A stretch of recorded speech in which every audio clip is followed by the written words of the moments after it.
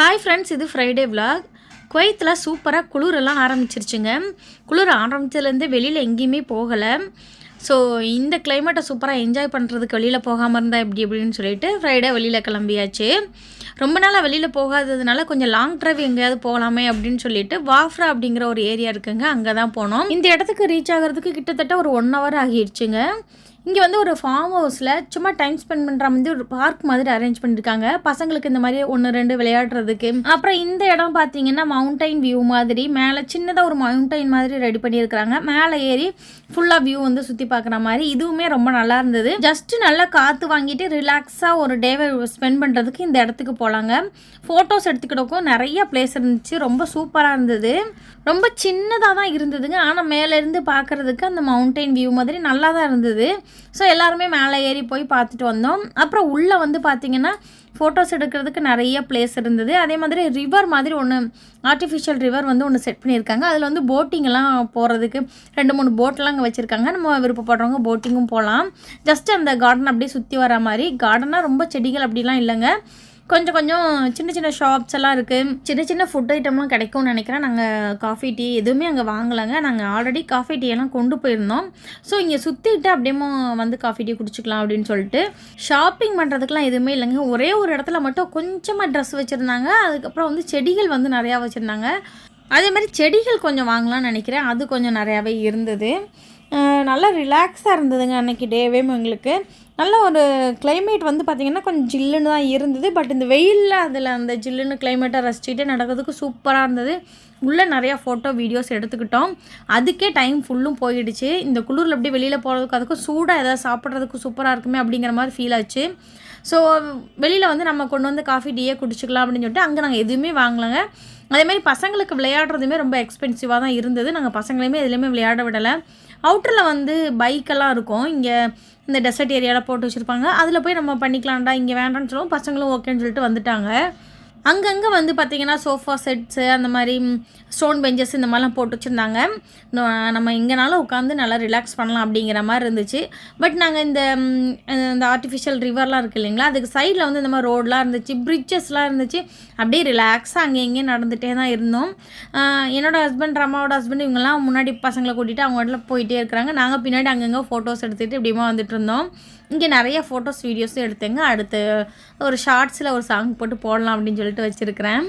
நாங்கள் வேறு எதுவுமே ஷாப்பிங் பண்ணல, உட்காந்து டைம் ஸ்பெண்ட் பண்ணல. இந்த மாதிரி நடந்துக்கிட்டே தாங்க இருக்கிறோம். ஒவ்வொரு இடத்துலையும் ஃபோட்டோ எடுக்கிறதுக்கு சூப்பராக இருந்துச்சு.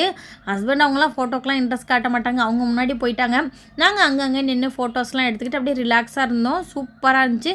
கடையில் கூட எதுவுமே வாங்கி சாப்பிடல, அந்த அளவுக்கு இருந்தாலும் டைம் ஒரு ஆஃப் டே ஃபுல்லும் ஈஸியாக போயிடுச்சு. ஒரு ரவுண்டு ஃபுல்லும் அடிச்சுட்டு என்ட்ரன்ஸ்க்கே வந்துட்டாங்க.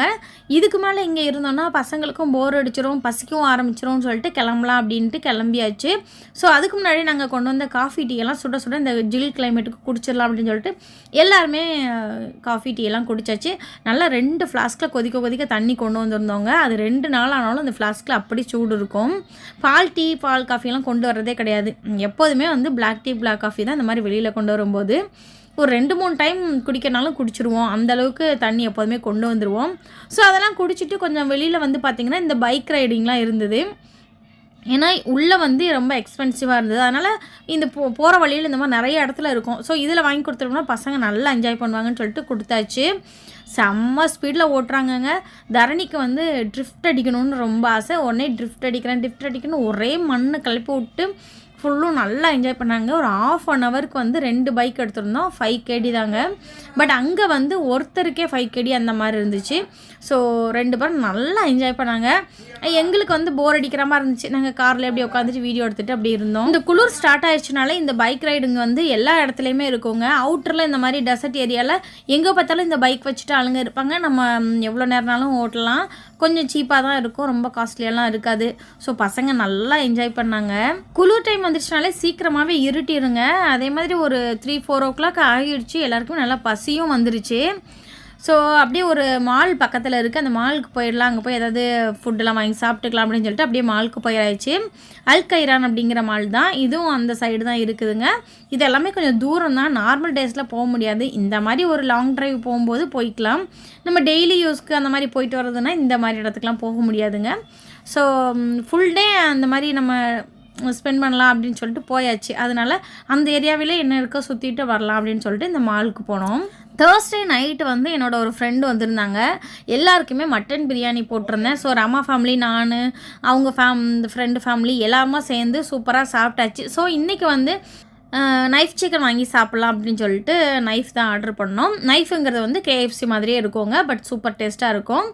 ஸோ எல்லாருமே நல்லா சூடாக வாங்கி சாப்பிட்டோம். சரியான பசிங்க. ஒரு 5:30 ஆகிடுச்சு. நல்லா இருட்டவும் செஞ்சிருச்சு. சாப்பிட்டுட்டு அங்கே உள்ள கடைகளில் போய் சுற்றி பார்க்கலாம், ஏதாவது ஷாப்பிங் பண்ணலாம் அப்படின்னு சொல்லிட்டு ஒரு ரவுண்டு அடிச்சுட்டு அதுக்கப்புறம் வந்து டீ காஃபி எல்லாம் திரும்ப ஒரு தடவை குடிச்சிட்டு அப்படியே நேராக வீட்டுக்கு வந்தாச்சுங்க. அன்றைக்கி டே சூப்பராக போச்சு எங்களுக்கு. பாய்.